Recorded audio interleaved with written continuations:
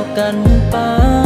ตามมาตอนนี้เจ้าก็ดันมาเปลี่ยนใจอยากมาเป็นดอกคือเก่ายังเข้ามาดอกโอบกอด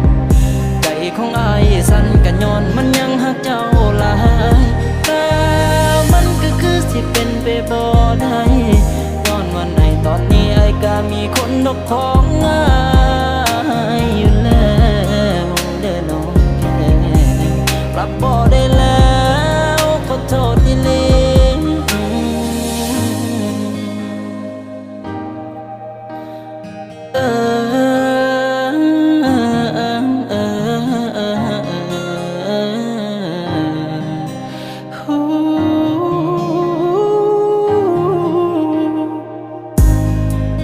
ที่มีอายเจ้าก็ดันไปเลิกมัน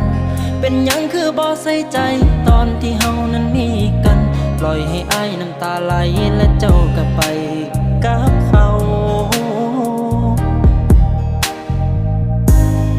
ตอนมือที่เจ้าไปเสื้อใหญ่ๆไอ้ผูกจอง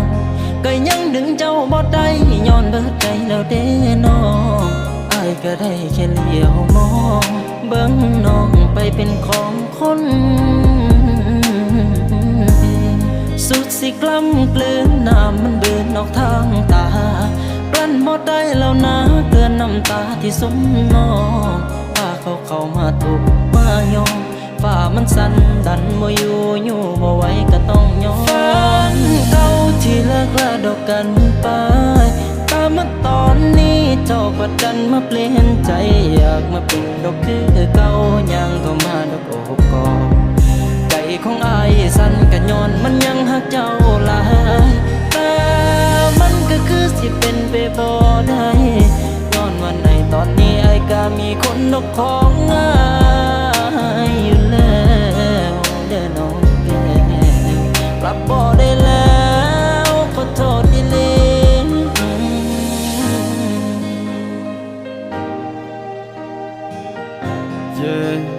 ATA 73 oh no yeah โอ้ยตอนที่อายยังฮักเจ้านั้นกับบ่สนใจ